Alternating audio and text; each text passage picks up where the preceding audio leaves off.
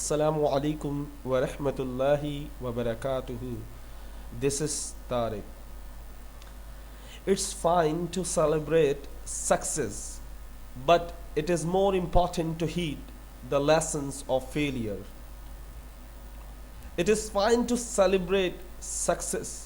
یہ اچھا ہے کہ اپنی کامیابی کو مناؤ.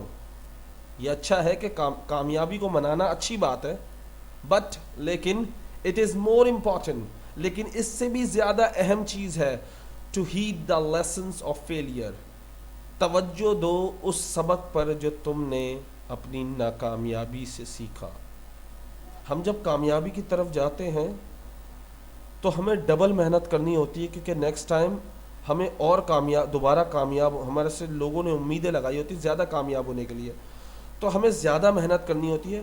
اور ہمیں اپنا ماضی یاد رکھنا چاہیے جب بھی ہم کامیابی کی طرف پہنچتے ہیں.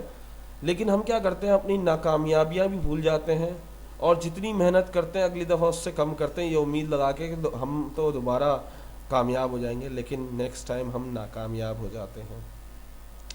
کامیاب ہونے کے لیے سب سے اہم چیز ہے کہ اپنے ماضی کو نہ بھولو، اپنے ناکامیابیوں کو نہ بھولو، جو ناکامیابیوں سے سیکھا اسے یاد رکھو. It is fine to celebrate success.